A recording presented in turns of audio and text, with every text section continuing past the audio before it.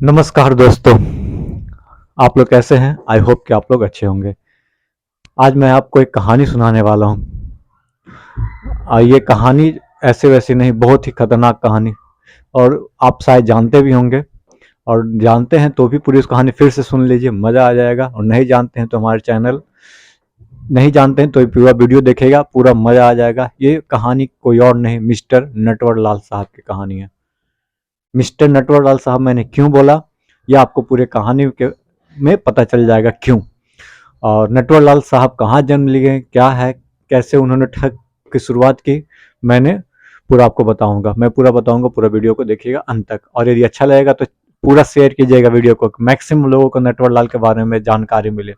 वो कौन थे, कहाँ से बिलोंग करते थे, क्या, कैसे उन्होंने अपनी शुरुआत की ठगी की, जिन्होंने 3 बार ताजमहल बेच दिया, 2 बार सांसद, 2 बार लाल किला, 1 बार सांसद भवन, कैसे कैसे इनको 111 साल की सजा मिली, कितनों कितनों को इन्होंने चूना लगाया। तो चलिए कहानी की शुरुआत करते हैं।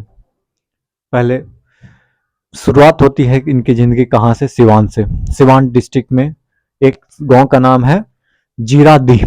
जीरादीह डिस्ट्रिक्ट, जी हाँ, वही डिस्ट्रिक्ट जहाँ पे राजेंद्र बाबू जो पहले राष्ट्रपति थे, वहाँ जन्म लिए। 2 शख्स बिहार के सिवान डिस्ट्रिक्ट से निकले। एक शख्स और भी हैं, शहाबुद्दीन साहब, उनके बारे में एक अलग टॉपिक अलग से बताऊंगा।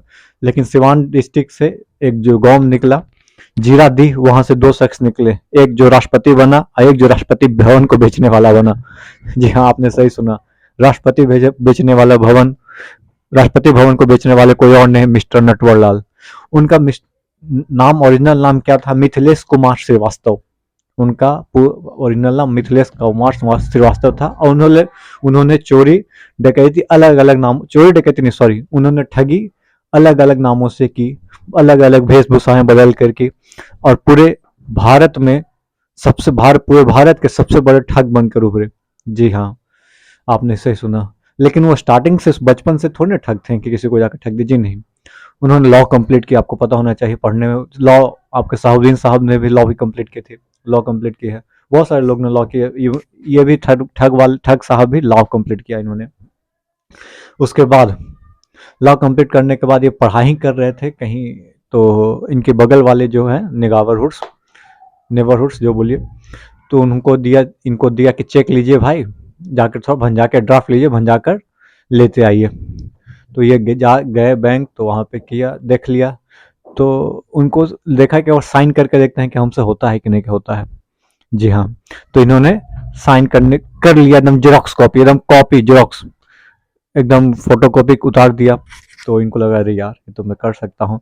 तो इन्होंने सबसे पहला जो ठगी की, किस्तों में की, 1,000 रुपए की। और आज की मैं बात नहीं कर रहा हूँ, ये बहुत पहले पुराना, आज की बात नहीं, ये बहुत जब वो युवा अवस्था में थे उस समय की मैं चर्चा कर रहा हूँ। 1,000 की ठगी उन्होंने सबसे पहले की।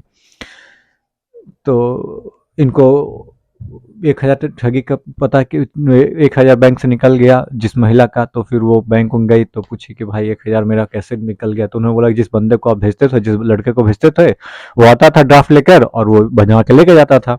तो पता चल गया, अरे यार ये तो मिथिलेश कुमार ही है जिसने ये काम किया। तो इसके घर वाले को बोल दिया गया। तो बहुत डांट वाट पड़ने का पड़ी, मार वार भी पड़ी होगी उसमें। इनको भेज दिया गया कोलकाता पढ़ने के लिए, कलकत्ता होता था उसमें। तो पढ़ाई के समय ये सेल्फ स्टडी करते थे और ट्यूशन भी देते थे बच्चों को। तो एक सेठ के यहाँ ये पढ़ाने जाते थे। तो इस बीच में इनको पैसे की जरूरत पड़ी, तो सेठ साहब ने मना कर दिया देने को कि नहीं, मैं नहीं दे पाऊंगा। तो इनके मन में ख्याल आया कि क्या किया जाए भाई, जरूरत तो है। तीनों ने 4.5 लाख का चूना लगाकर वहां से भाग गए, सेठ साहब को कलकत्ता से। फिर ये चले गए, वहां से शुरुआत होती है महाठग की। जी हाँ, नटवर लाल की जहां से शुरुआत होती है, वहां से शुरुआत होती है। अब उसकी कहानी सुनिएगा। ये, इसके पास सबसे बड़ा टैलेंट क्या था, मिस्टर मिथिलेश कुमार श्रीवास्तव के पास। मिथिलेश कुमार श्रीवास्तव के पास सबसे बड़ा टैलेंट था कि वो आपके जो भी साइन कीजिएगा, आपको हु बहु साइन कॉपी कर लेगा, आपका कितना भी टफ साइन क्यों ना हो। एक किस्सा मैं आपको सुनाता हूँ। जब ये दिल्ली गए, तो दिल्ली में ये पीएस बने।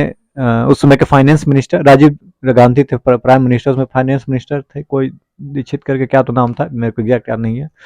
उनको उनके पीएस बन के लिए गए दिल्ली के कनॉट प्लेस, दिल्ली सीपी गए, वहाँ पे एक वॉच के दुकान पे गए, घड़ी के दुकान पे। वहाँ पे बोला कि भाई मैं पीएस हूँ, पर्सनल सेक्रेटरी हूँ फाइनेंस मिनिस्टर साहब के, और राजीव गांधी जी ने ऑर्डर बोला है कि 90 घड़ी बांटनी है मेरे को, मतलब कि फाइनेंस साहब को देना है बांटने के लिए, तो मेरे को ऑर्डर दे दो, ये घड़ी दे दो, मेरे को लेके जाना है। तो बोला ठीक है। अब भाई प्राइम मिनिस्टर के बात लेकर कोई आज पूरा लिबाज उबाज एकदम नेता नपाड़ी के तहत एकदम कर लिया था इन्होंने, वेशभूषा पूरा नेता नपाड़ी के तहत की तरह। तो चले गए वहाँ, फिर पूरा जानवे करते नेता नपाड़ी का क्या, तो वो जिला एकदम कुर्ती धुरता, धोती कुर्ता ये सब पहन वहन कर, या जो पैजामा कुर्ता जो बोलिए। तो उन्होंने रिसीव वहां पे नहीं किया, उन्होंने 90 घड़ी का जो ऑर्डर दिया था, जो बोला, उन्होंने रिसीव नहीं किया। दिमाग देखिएगा, सातिर दिमाग। उन्होंने बोला चलिए आप नॉर्थ ब्लॉक लेकर आ जाइएगा, वहां पे हम लोग रिसीव करेंगे, वहीं पे मैं आपको पेमेंट दे दूंगा। तो सोचा चलो भाई क्या जांच पड़ताल करना, दे देते हैं। तो बहुत ही मजेदार किस्सा है, तो थोड़ा सा हंसी भी आ रही है। 90 घड़ी लेकर पहुंच गया नॉर्थ ब्लॉक के पास, और इन्होंने डिलीवरी ली और ड्राफ्ट दे दिया इनको, साइन करके, फाइनेंस मिनिस्टर का साइन करके ड्राफ्ट दे दिया। तो बोले चलो भाई ड्राफ्ट मिल गया, 30-35 हज़ार, उस समय 30-35 हज़ार is a very huge amount, आज की बात नहीं है। 90 घड़ी और लेके चल दिए, टिकिया उड़ान भागे हैं हम ऊपर की ओर। और इन लोग आगे चलो भाई कोई दिक्कत नहीं है, तो गाड़ी जब बढ़ी तो ऊपर से फिर नीचे आ गए, नॉर्थ ब्लॉक से बाहर आए और भाग गए, निकल दिए। जब उन लोग ड्राफ्ट को भंजाने के लिए गए बैंक में, तो पता चले तो नकली डुप्लीकेट साइन है। अरे यार, ओ माय गॉड, ये तो क्या हो गया मेरे साथ। ये एक बहुत ही मजेदार किस्सा है, जो कि सेक्रेटरी बन के इन्होंने चुना लगाया। दूसरा का किस्सा मैं सुनाने वाला हूँ। ऐसे बहुत सारे किस्से हैं कि आपको मैं सुनाता रहूंगा, आपको मजा आते रहेंगे। लेकिन हाँ, तब तक के लिए आप चैनल को शेयर जरूर कीजिएगा और सब्सक्राइब जरूर कीजिएगा, यदि वीडियो को अच्छा लग रहा हो तो। एक मजेदार किस्सा, अच्छा, ये चीज तो मैंने बता दिया कि भाई 3 बार ताजमहल बेच दिया, 2 बार लाल किला बेचे, सांसद बेचे, राष्ट्रपति भवन बेचे। राष्ट्रपति भवन डॉक्टर राजेंद्र प्रसाद का साइन किया इन्होंने, और अंग्रेज को चूना लगा दिया कि लो भाई राजेंद्र बाबू इनको बेचना चाहते हैं, आप खरीद लो। अब बेच के निकल दिए, और अंग्रेज महामूर्ख। हाँ, इन्होंने राजेंद्र बाबू का एक प्रस्ताव भी दिया था कि भारत का जितना भी कर्जा है मैं वो उतार दूंगा, यदि आप हमको मेरे दिमाग को या मेरे इस्तेमाल कीजिएगा पॉजिटिव रूप में तो। लेकिन इनको मना कर दिया गया कि नहीं यार, क्रिमिनल माइंडेड थोड़ी ना कर्जा उतारना है। इतना बड़ा ये खतरनाक सातिर दिमाग वाले आदमी थे मिस्टर नटवरलाल। और इन्होंने 400 अलग अलग जगह ठग की। इनको 4-5-7 केस में, 5-10 केस में, एग्जैक्ट मेरे को नॉलेज नहीं, 5-10 केस के आसपास अप्रोक्स में 111 साल की सजा हुई थी। और इन्होंने काटा क्या, कितने साल, मात्र 20 साल इन्होंने जेल में काटी। 9 अलग अलग जगह जेल में कैद रहे, और लगभग सबसे भाग गए। कोई ऐसा जेल नहीं रहा जो इनको कैद करके रख सका।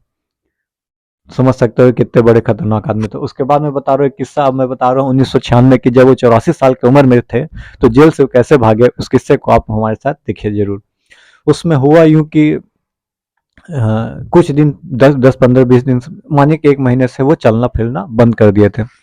ठीक है, तो कोई जैसे कहीं लेके जाए भी, जब जेल में बंद थे तब मैं बता रहा हूँ, तो कोई कंधा पे लेकर जाए, तो कोई कोई मतलब कि उठा के पहुंचा दे, बाथरूम करना है, फ्रेश होना है, तो कुछ भी मतलब किसी के सहारे ही जा रहे थे।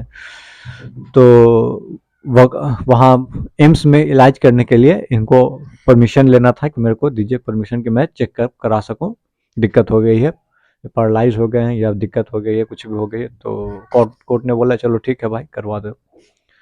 तो 3 पुलिस वाले उनको लेकर दिल्ली आए, एम्स में ले जाने के लिए, दिल्ली रेलवे स्टेशन पे 3 पुलिस वाले। हुआ यूं कि एक पुलिस वाला एम्बुलेंस के व्यवस्था में चला गया, जो कि लेकर आते हैं व्यवस्था। पहले ओला ओला थोड़ी ना, ओला से आप लेके जा सकते हो, तो व्यवस्था करने गया। एक पुलिस वाला भी कुछ थोड़ा सा काम उम से गया, एक पुलिस वाला वहां पे बैठा था। उसको लगा कि भाई पैरालाइज आदमी है, कहाँ भाग कर जाएगा। तो तीसरे वो पुलिस वाले को मिस्टर नटवर लाल ने बोला कि सर मेरे को बहुत ज्यादा तलब तलब लगी है चाय की, थोड़ा सा चाय पिला दो, एकदम चुस्की एकदम मार के।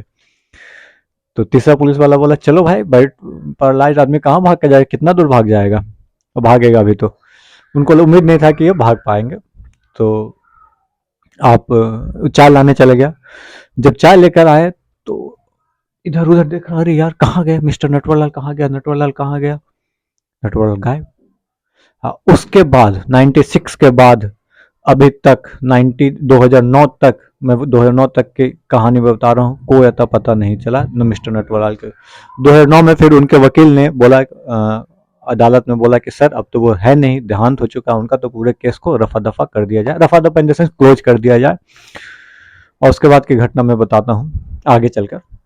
ये मजेदार किस्सा हुआ कि भाई 9 जेल में हर जगह वो भाग गए, सिर्फ पहला ही था कि उसमें उन्होंने जमानत उनको मिली थी, जो छोटा मोटा केस था, चोरी चमारी चोरी चमारी बोल रहा हूँ छोटा मोटा ठगी का, जिसमें उनको जमानत मिला था।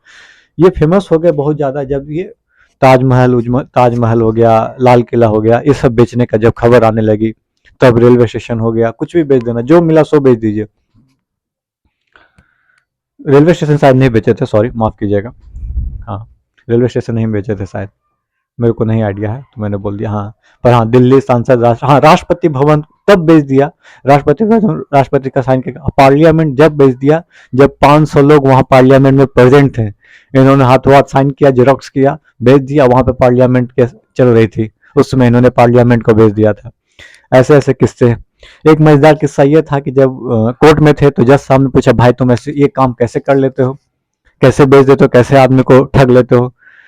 तो इन्होंने बहुत मजेदार आवाज बोला कि भाई सर एक काम कीजिए। बोला क्या, आप मेरे को 1 रुपया दे दो। तो जज साहब ने बोला कि भाई क्या क्या क्या क्या काम है 1 रुपए का, तो आप दो तो मैं बताता हूँ। तो जज साहब ने 1 रुपया निकाल कर दिया, तो बोला कि बस यही होता है सर, मैं ठगता नहीं हूँ, बस मैं मांगता हूँ, लोग दे देते हैं। हाजिर जवाबी में बहुत आगे थे मिस्टर नटवरलाल।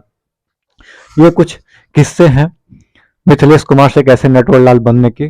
और ये इन्होंने 2 शादी की थी। हाँ मिस्टर कैसे बने ये मैं आपको बताना भूल गया। मिस्टर आप उनके गाँव में जाइएगा ना तो इनको बोलता है ठग, नहीं बोलता है लोग कि महाठग थे, इनको बोलता है कि नहीं, इन्होंने गरीब अमीरों को लूटा, गरीबों में बांटा। और ये अपने गांव में बहुत ज्यादा मतलब कि पैसे वैसे देते रहे, बहुत आदमी के शादी विवाह में बहुत मदद किए, तो इनको वहाँ बहुत अच्छे रूप में देखा जाता है। और इनकी मांग भी थी कि इनकी एक बड़ी विशाल मूर्ति लगाई जाए, कहाँ का, उनके गांव जीरादी में। पर ऐसा मांग हुआ, पूरा नहीं हो पाया, क्योंकि आप जानते हैं क्रिमिनल है भाई, कैसे हो सकता है। और इनकी बेटी एक जो है रांची में रहती है, बहुत ही, इनका भाई अभी तक एक छोटा भाई है जो जिंदा है। और 2009 में इनका केस लगभग कुछ कुछ केस क्लोज हो गया, या तो फिर मर गए तो उस पर क्या केस होगा। ये कहानी आपको कैसे लगी मिस्टर नटवरलाल की, और आपको क्या लगता है इसमें और क्या छूट रहा है, कोई छूट रहा है, कोई चीज़ आपको कोई क्वेश्चन करना है तो हमारे कमेंट बॉक्स में जाइएगा, कमेंट कीजिएगा। और यदि अच्छा लगे तो हमारे चैनल को लाइक शेयर और सब्सक्राइब जरूर कीजिएगा। नटवरलाल की कहानी यहीं तक नहीं है, और भी बड़ी चीज घटनाएं हुई हैं जो मैं शायद लगभग तो मैं बता दिया, जो जो इम्पोर्टेंट किस्से थे। और भी कोई किस्सा छूट रहा होगा तो जरूर बताइएगा, मैं जरूर अगले वीडियो में उसको शेयर कर दूंगा आपके साथ। बहुत बहुत धन्यवाद। जय हिंद।